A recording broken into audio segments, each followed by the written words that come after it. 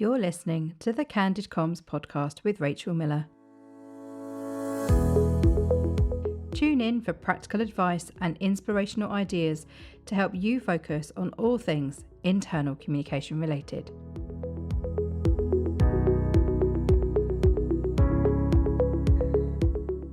Hello and welcome to the show.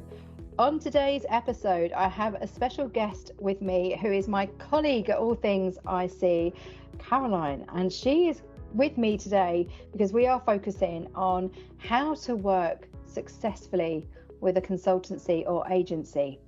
And as ever, you will leave with one thing to know, one thing to do, and one thing to think about. Now, there's going to be definitely more than one in this episode. Do grab a notebook. Are you ready?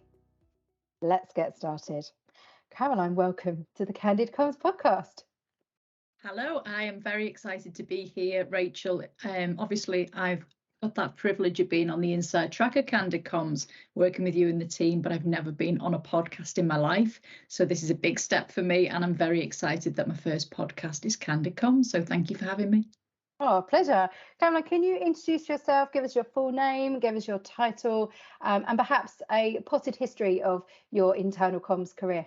Yeah, of course. So I am Caroline Cubbon-King, and I work with Rachel and the team at All Things IC. My role at All Things IC is twofold. So I'm a consultant working directly with clients, and I'm also really lucky because I'm usually the first person that potential clients get to speak to. So I help people unburden their souls, talk about the problems and challenges that they face, and then help them develop solutions. So it's a really lovely sort of two-sided role.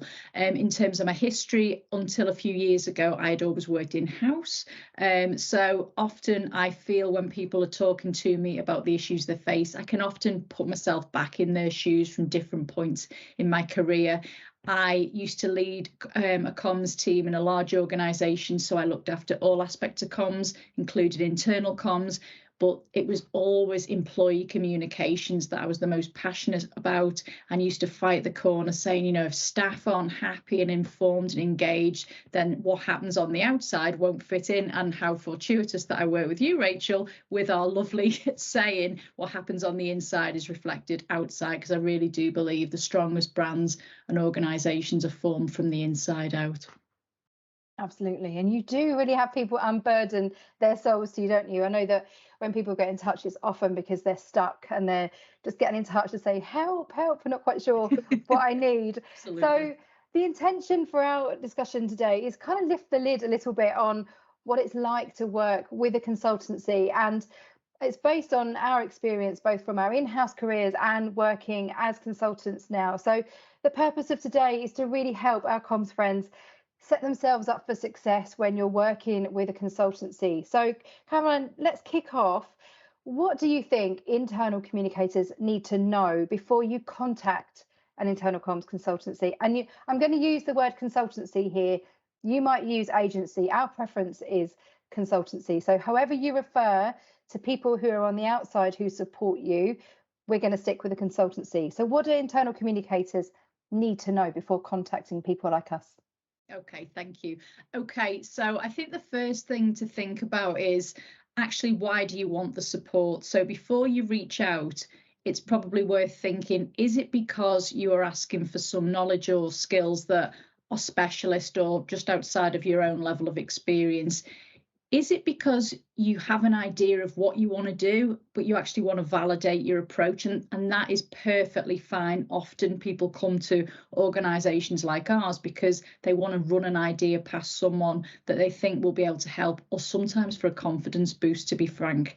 Do you actually just need inspiration and ideas? You know, comms is such a busy working environment. And actually, I think time for thinking and planning and, you know, notebooks and Sharpies and all the things that we love.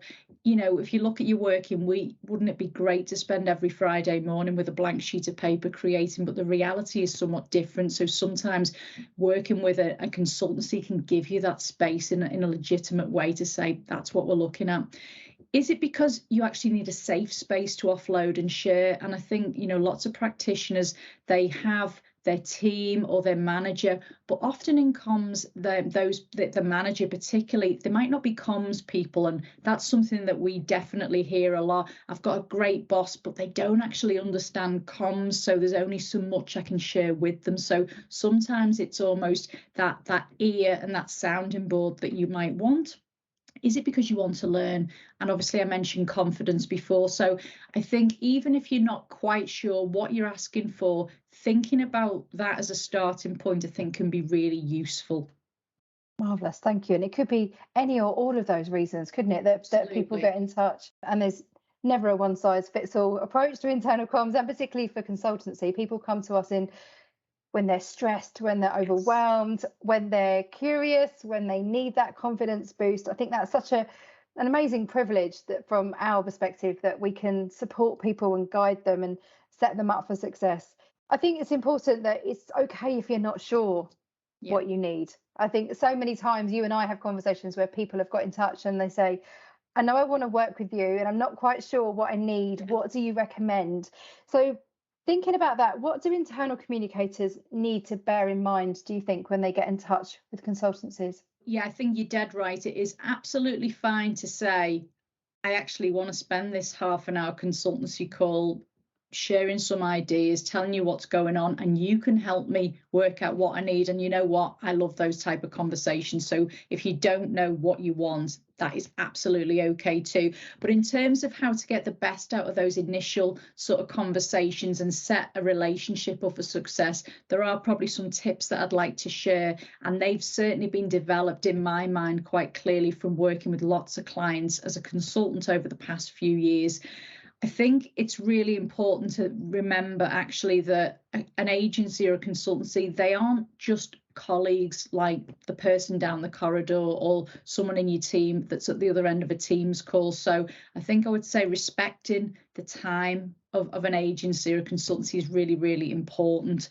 Actually, if they offer free time for consultations, brilliant, absolutely take it, and they will be so happy to spend time with you. I know I always look forward to initial conversations, but actually, I think when we get to the nuts and bolts of how we might support someone, I always try and navigate clients around how to use time effectively. So if they choose to invest time and money, actually they're getting good value for it. I think keeping suppliers and agencies and consultants informed is really important. You don't know the ins and outs of that business, and you might say, well, actually, I think I want to do a 10-day project with you about X, and you think brilliant, and both sides are thinking great, I can't wait to get started. But then actually something changes, and doesn't it always change in the world of communication? Always, yeah. Always. We work in such a dynamic environment, and actually, you know what, we certainly understand that. I know at All Things I See, we've all worked in-house for a long time, so we absolutely get that the plan that you had on a Thursday morning when you were talking to people like us, you know, half an hour later something significant can happen and your complete thought process is diverted, and that's okay. So I think it's important to just keep people like us in the loop and say, you know what, something's happened, but I'll be back in touch in about a week's time and we can chat about the idea. And we love being kept informed. You don't have to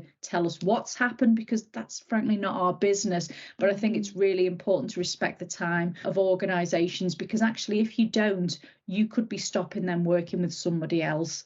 Or if you've invested time, you could be wasting some of the time that you've paid for by cancelling appointments or meetings at the very last minute. So I would say, just thinking, actually, this isn't just a normal colleague who also you shouldn't be letting down at the last minute. This is actually a paid for resource. And actually, I want to work in an ethical, open way with them and build a really strong relationship. So I think in terms of need to know, just think they're not quite the same as an employed contact who gets paid whether you turn up at the call or not, and actually is probably thrilled to get an hour back in their diary, but it's a different type of relationship. So I'd urge you to sort of think that through in advance. Brilliant. Thank you so much. What a long list there. It's really, really helpful. Hopefully that's given you some ideas and sparked some thoughts in terms of what you need to know before getting in touch with a consultancy. So let's move on to think about what you need to do. So The way to phrase it in my mind is, what can internal communicators do to make working with a consultancy really easy? What would your advice be, Caroline, based on all of your experience in-house and now on the front line of our consultancy, really being that very first person that people interact with? How do we make it easy? Okay, well, you know what? I've got a list, but I would sum it up in one sentence and then I'll elaborate. You need to be the stakeholder that you wished you had. I always find it funny when people say, no one tells me anything, I'm not involved at the right time. Everyone plans in a really last minute way, and those things that are oh so familiar to communicators. But then they do exactly the same, and you think, and you know what, that's okay. But it's having that self-awareness and thinking, okay, if I could say to a stakeholder, this is how I want you to do business with me and work with me, what would it be? So this is my list, and you guys can compare whether you think it's similar to what your list would be. So I think initially planning, certainly working with a third party, it's fine to say, we've got, we've suddenly had this idea or we suddenly need support, but actually the right organization might not be available. Most successful organizations are planning their resources several months in advance, and particularly for really long projects, actually they're unlikely to be free 2 weeks time. So actually, if you can plan in advance, and even it's on your radar, it's happening in the summer, and you make that contact and start forming that relationship really early, that's better than contacting someone 2 weeks before you're ready to go. So I think planning is important. And I think the second one is thinking time. So certainly I love these initial calls with clients, and I do research in advance. I sort of really read between the lines of what people say, and anything they share afterwards, I read documents and links and try and sort of form a bigger picture, so you understand exactly what you're trying to achieve, what's the purpose, what's the benefit, what can you do for yourself, what you absolutely need that organization to do for you. So don't ever feel like it's an indulgence, pop in half an hour or an hour in your diary for thinking and planning time. It's, for me, a fundamental bedrock of a successful project is investing that time up front. I feel that we hear that so much, don't we, when we're encouraging people to work on, not in, their work as internal communicators, which is the conversation you and I have constantly with clients and for ourselves as well. You're right, it's putting that time in your diary to think, how can I prioritize that time and not see it as a luxury or a nice to have, but actually give myself the space and time I need to plan well and think well. I think that's really, really good advice. Okay, so we've got planning, thinking. What else do we need to do? Next one is budget. Now, I realize this can be tricky. Sometimes you might be the person asking for help, but you might not be the decision maker. You might not be the budget holder. So we know it's absolutely not realistic to say, don't bother getting in touch until you've got an idea of budget. However, I think in my experience, I always end consultation calls saying, do you have an idea? Or are there limits within your organization? Some organizations have procurement limits, and it's definitely worth getting tuned into those before you get in touch, because in some it might be, if you spend more than £5,000 or £10,000, it triggers a whole load of other internal rules. And if you know that in advance, things can be structured in a way where you can sort of work effectively and quickly through those guidelines. But I know sometimes clients say, I have no idea of a budget, I've literally never thought about it. And then you send them a proposal and suddenly a budget appears, and you think, actually, well, that's okay, because maybe you just wanted to see what options were available. But actually, almost in all cases, we are able to think, well, okay, you want X, your budget is Y. There's always a way that we will be able to support you, even if it's not exactly in the way that was in your head when you made contact. So I just think it makes for a more fruitful conversation and makes it easier to form solutions if you have an idea of budget.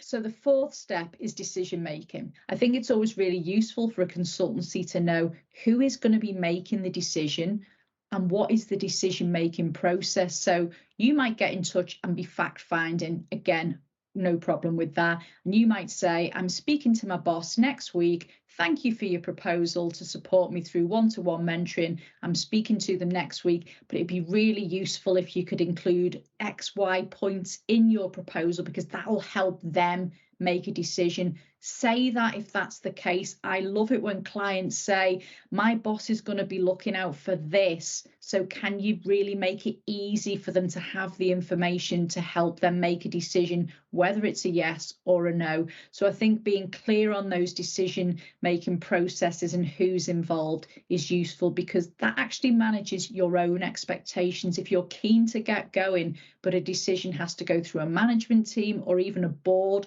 or other governance structures, the decision is unlikely to be quick and you're unlikely to get started in the next few weeks. So it's useful for you to know and also for the supplier to know. So the fifth step, and this is the one that I feel so passionate about. I'm passionate about them all, but this one is probably the easiest to do, but often is the one that people forget to do. And it's so frustrating. Give feedback. Don't feel bad if your answer is no. It might be no, never, not for now, not sure when I'm going to be able to give you an answer. But actually, we really appreciate being told we'd love to work with you, we're unable to work with you, or this isn't the right time, or whatever it might be. Always feedback a decision. And I guess that goes back to the point I made earlier about respecting the time. If someone's put in quite a lot of time doing some groundwork, spent time to listen to you, understand, start creating potential approaches and solutions, work out prices and package it up in a nice way, the least someone can do is say, thank you for doing that. I appreciate the time you've taken. Unfortunately, this time we're unable to move forward. And that's always going to be fine. But it is frustrating when people don't keep you updated. And I think because we've all been on the other side, we've all been in-house, and we all have, for whatever reason, budgets suddenly are cut or priorities shift or a leader changes their mind. And you have to tell that external third party, I'm really sorry, but we're not going to go ahead. And you're right, it's better to communicate. We are all communicators. That's what we do. So you're right, it is about respecting time, isn't it? And it is okay to say, no, I'm really sorry, or you don't need to apologize. Just communicate to say it's not happening, and then everyone can move forward, and you don't get that chase. I mean, we're not the chasing type. We do follow up with people, and because we need to know, as you said, we need to plan our time and our resourcing as a team. So yeah, feedback, I'm with you 100% on that one. And then the next one, the final one, and I could probably come up with 20 more, but I think these are the most important ones. The final one is do what you say you will. So if you agree to move ahead, often the first step is you providing information or, turning up to a call to sort of start a project off. Please turn up to that call. Please provide the information that you say you will. I think sometimes when people agree to go ahead, they're so relieved that this project is going to happen, or they're so triumphant that they've secured the budget or got someone to make a positive decision. That's definitely reason to celebrate. But actually, if you've said you're going to provide something by a particular date or in a particular format, please do your best to do that, because actually a consultancy will have blocked out specific chunks of time to work on your project. So actually, if you don't do what you say you will, that might affect your project and delay it, which is, affects you, but actually it can impact on other clients too, which isn't fair. So, I think that's the final one. There's definitely a two-way. A consultancy will do a lot for you, but there's certain things you need to do to be that brilliant person to work with, that stakeholder that, as like I said before, that you wish you had. That's excellent advice. Thank you. It's helping. I think you get out what you put in, don't you, as well, in most things in life, but I think particularly for that relationship. Couldn't agree more. Brilliant. Caroline, thank you. We're going to take a short break, and when we come back, we're going to leave you with some things to think about. See you in a moment.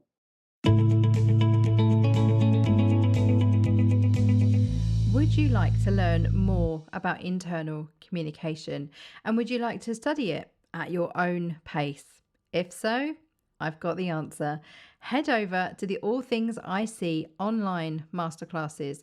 There is a whole range of courses for you to choose from how to be an internal communicator, to how to write an internal communication strategy, how to write a 90-day plan, how to be a strategic internal communicator, and even how to be a comms consultant.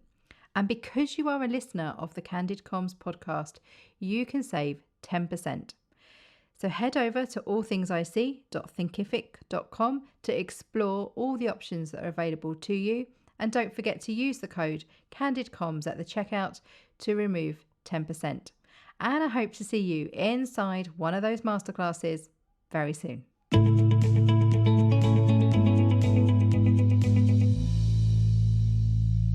Welcome back. In the final part of today's episode, Caroline and I are going to be thinking about what a good experience should feel like with a consultancy. So Caroline, I'm going to hand over to you and turn that question to you, but in terms of something we need to think about. So what should a great experience feel like, do you think? What do we need to think about? Thank you. Okay, so I will answer this question with my all things IC hat on to some extent, because I think the way we do things is unique to all things IC. So no one's experience will be exactly the same, but there are some sort of key points in this section that I will pull out that should be common regardless of the organization that you work with and the type of organization they are. So at all things IC, nurturing and looking after people and making people feel listened to from the first conversation is so important to us. And they sound like words and phrases that most organizations would use, and many do, but we absolutely think about the client experience and what the aftertaste is. So I always think if someone has got in touch with us and spent some time with me and we've created a proposal, even if we don't end up working together for whatever reason, I would love them to think that was a really positive experience I had speaking to all things IC. They took time, they took care, etc. So we certainly think about how do people feel afterwards. But actually, here's some sort of thoughts for you to think about with any supplier relationship, actually. So were you treated as an individual? For me, another one that I'm really passionate about. I know we've all worked with different organizations and had sales pitches in the past. And Rachel said before, we're not a salesy organization and we pride ourselves on not being. And it's okay if you are, but don't come to all things IC if you want that real hard sell, because you won't get it from us. But actually, it's really important. Were you treated like an individual, or were you given the standard sales spiel that anyone that gets in touch gets? And I think it's quite easy to spot those really generic sentences or documents that you get. And sometimes there's a time and a place for those things, but we like someone to contact us and feel appreciated for being that practitioner in that organization with that particular problem. So I think it's how were you made to feel, and what was that sort of personalized approach. The second one, and again it builds on this, was time factored in for you to be listened to and your issues understood? Most organizations have a sort of consultation process built in, or most organizations of our type, and that's great. And there's always normally a finite amount of time for a free call, so 15 minutes, 20 minutes, half an hour, or whatever. And I'm not going to judge people based on the length of time they give for that. But regardless of the time, did they listen?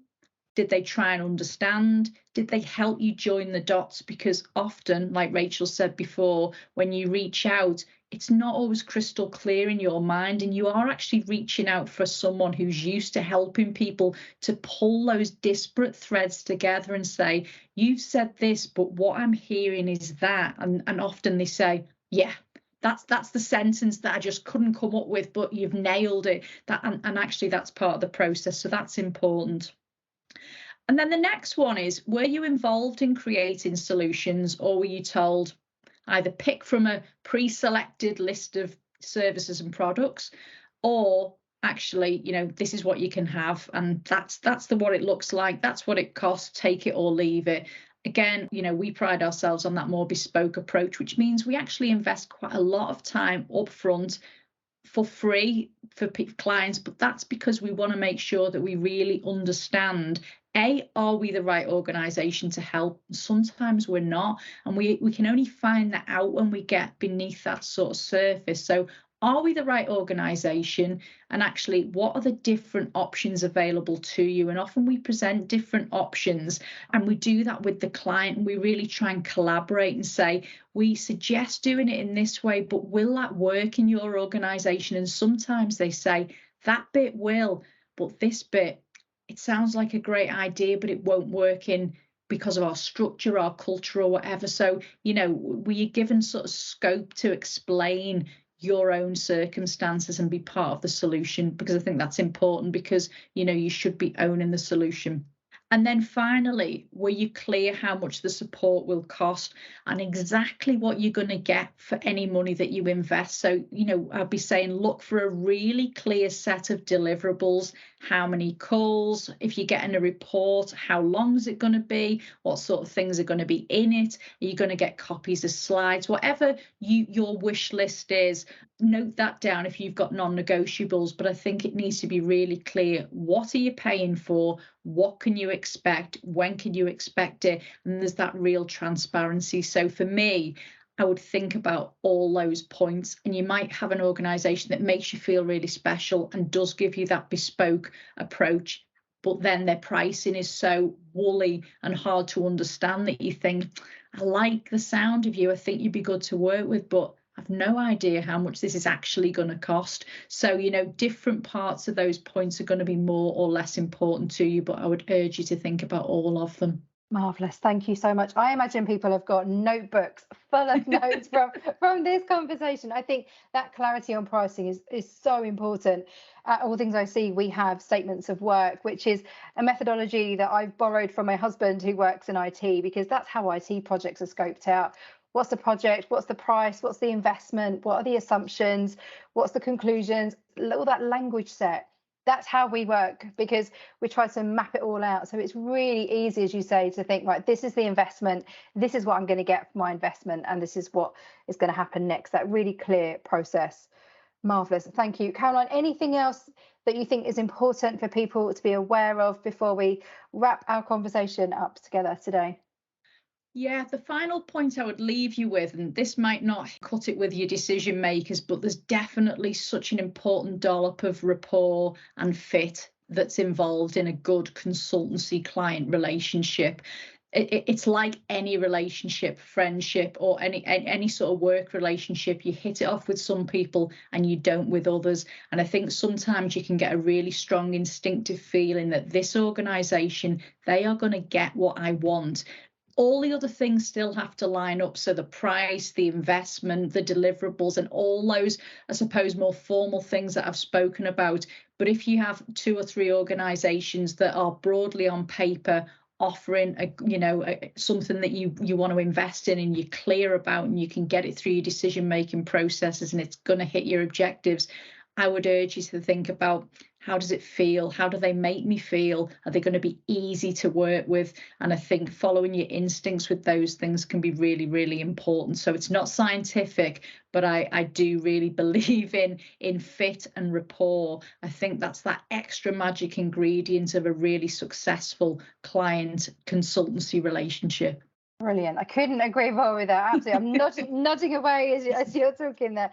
Caroline, thank you so much for joining me on Candid Comms today. It's been a pleasure to have this conversation together, and hopefully I'm sure that it's been useful for people to set you up for success for your future relationships with comms consultancies or agencies. As ever, I love hearing from you. Let me know what you're taking away from this episode and where you were listening to this episode of the Candid Comms podcast. You can find me on Twitter at All Things I See. Look me up on LinkedIn, Rachel Miller. Find me on Instagram, Rachel All Things I See. Or why not get in touch with Caroline and I at allthingsic.com/contact. And remember, what happens inside is reflected outside. See you again soon.